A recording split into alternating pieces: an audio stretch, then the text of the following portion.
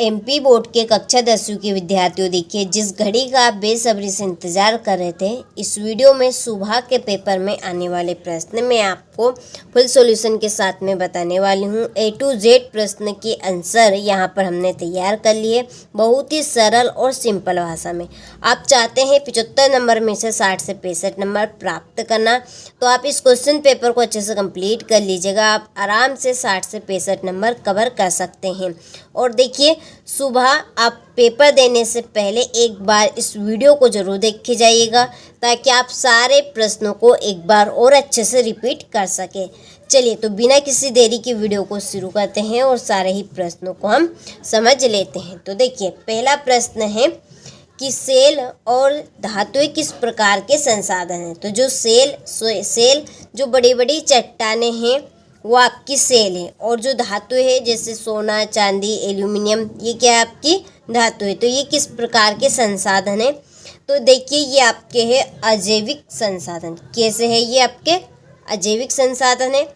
Number 2, निम्नलिखित में से स्थायी वनों का सर्वाधिक क्षेत्र किस राज्य में स्थित है। तो इसका आंसर है आपका मध्य प्रदेश।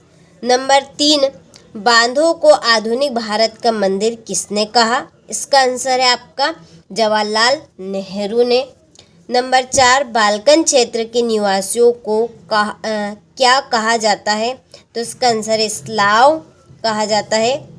नंबर 5, दक्षिणी अमेरिका में एल डोराडो क्या है। तो इसका आंसर है किंवदंतियों की बदौलत सोने का शहर। इसका साफ का राइट है। नंबर 6, HDI का पूरा नाम क्या है। तो इसका पूरा नाम है मानव विकास सूचकांक। ठीक है, चलिए, तो ये आपके सही विकल्प कंप्लीट हुए, अच्छे से आप कंप्लीट कीजिएगा। चलिए, अगले क्वेश्चन की ओर बढ़ते हैं। तो अगले क्वेश्चन में आपके रिक्त स्थान की पूर्ति कीजिए। नंबर 1, भारत में सघन वन क्षेत्र खालिस्तान प्रतिशत है। तो ये आपके है 2.19%। नंबर 2, सरदार सरोवर बांध खालिस्तान राज्य में है। तो इसका आंसर है आपका गुजरात। नंबर 3, राष्ट्रवाद को चित्रों के माध्यम से दर्शाने वाला फ्रांसीसी कलाकार खालिस्तान है। तो इसका आंसर फ्रेडरिक सारहो।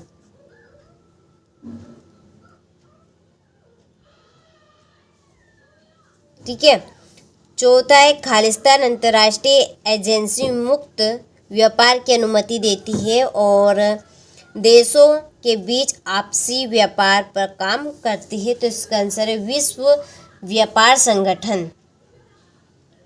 विश्व व्यापार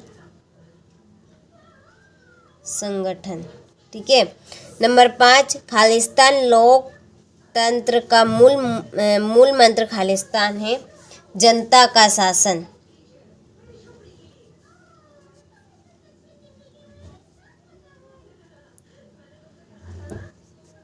ठीक है। छठा है खालिस्तान संगठन मानव विकास रिपोर्ट प्रकाशित करता है। संयुक्त राष्ट्र विकास कार्यक्रम। संयुक्त राष्ट्र विकास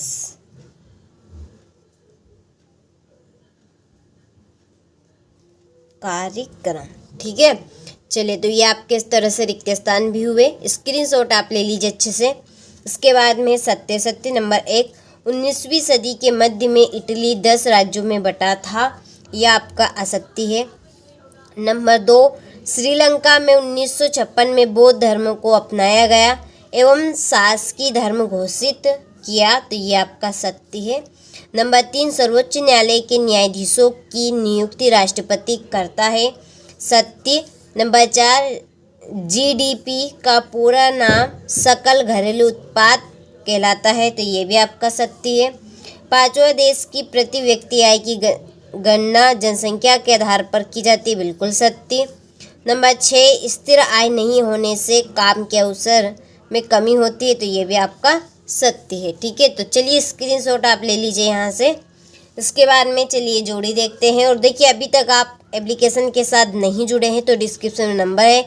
यदि डिस्क्रिप्शन में आपको नंबर ना मिले तो चैनल पे जाएंगे तो चैनल 8 पे आपको नंबर मिल जाएंगे, आप उन नंबर से कॉल कर लीजिए और पूरी जानकारी आपको मिल जाएगी।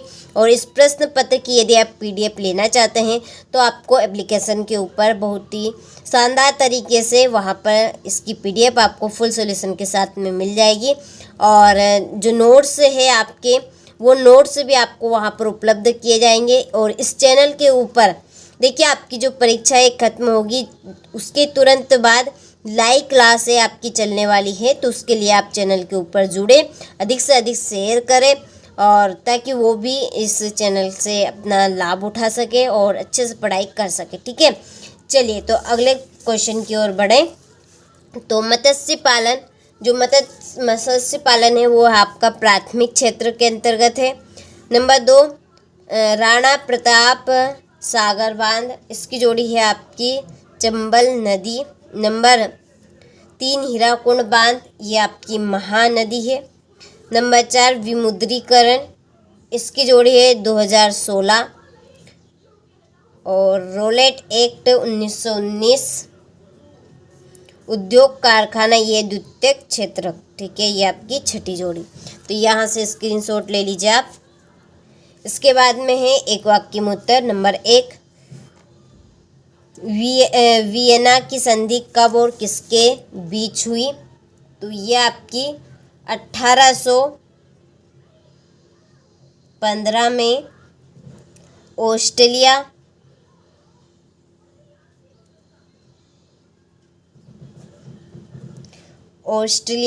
ब्रिटेन, ठीक है, ब्रिटेन, रूस और प्रेसिया और फ्रांस में। ठीक है, चलिए अगला प्रश्न है पूर्ण स्वतंत्रता का प्रस्ताव कब पारित हुआ? तो ये आपका 31 दिसंबर 1929। नंबर 3 G77 क्या है? तो इसका आंसर कंप्लीट करना है। अगला क्वेश्चन है लोकतांत्रिक सत्ता में शासन के अंग कौन कौन से हैं? तो इसका आंसर है विधायिका, ठीक है, विधायिका,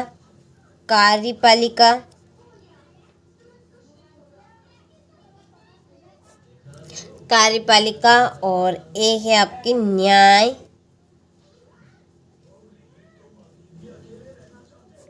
ठीक है, चलिए अगला प्रश्न प्लास्टिक मनी क्या है?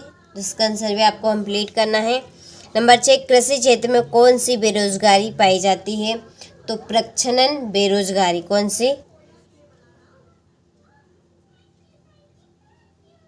प्रच्छन्न बेरोजगारी।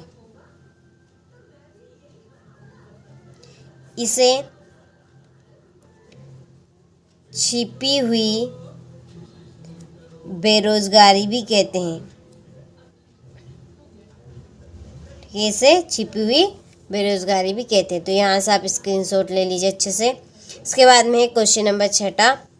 ठीक है, चलिए यहाँ से क्वेश्चन नंबर 6 से लगाकर क्वेश्चन नंबर 23 तक के सारे प्रश्नों के आंसर अब हम PDF के थ्रू देख लेते हैं, जो आपके लिए यहाँ पे हमने खास तौर पे तैयार किए। तो देखिए ये आपका 6ठा प्रश्न, संसाधन के अति दोहन से उत्पन्न हुई दो समस्याएं लिखिए। ठीक है, तो पहली समस्या क्या है कि संसाधनों के अत्यधिक उपयोग से वे तेजी से समाप्त हो सकते हैं। नंबर 2 संसाधनों के अति दोहन से पर्यावरण पर नकारात्मक प्रभाव पड़ता है। ठीक है, चलिए तो यहाँ से आप स्क्रीनशॉट ले लीजिए। ये आपका 6ठा प्रश्न, ये आपका उसी का अथवा, फिर ये आपका 7वां प्रश्न और 7वें का अथवा। ठीक है, चलिए इसके बाद में है ये आपका 8वां प्रश्न, 8वें का अथवा, फिर ये आपका 9वां प्रश्न और ये आपका 9वें का अथवा। ठीक है, फिर आपका ये 10वां प्रश्न, ये 10वां प्रश्न 10वें का अथवा हो गया। फिर ये आपका 11वां प्रश्न, इसी के नीचे आपका अथवा है, ठीक है। फिर 12वां प्रश्न, 12वें का अथवा, 13वां प्रश्न, 13वें का अथवा। ठीक है, तो स्क्रीनशॉट आप ले लीजिए अच्छे से। 13वें के बाद में ये आपका 14वां प्रश्न, 14वें का अथवा, 15वां प्रश्न, 15वें का ये अथवा, फिर 16वां प्रश्न, 16वें का अथवा, 17वां प्रश्न और 17वें का अथवा। चलिए ठीक है, फिर ये आपका 19वां प्रश्न, 19वें प्रश्न के बाद में ये आपका 19वें का अथवा, 20वां प्रश्न, 20वें का अथवा, ये आपका 21वां प्रश्न, 21वें का अथवा हो गया। फिर ये आपका 22वां प्रश्न और 22वें का अथवा। और 23वें प्रश्न में देखिए आपको एक मानचित्र दिया जाएगा जिसमें आपको ये नाम दर्शाने हैं। ठीक है, चलिए तो आपने सारे प्रश्नों का अच्छे से स्क्रीनशॉट ले लिया होगा, तो अच्छे से आप कंप्लीट करें सारे प्रश्नों को। पेपर में आने वाले सारे क्वेश्चन आपके रहेंगे अच्छे नंबर प्राप्त करने के लिए।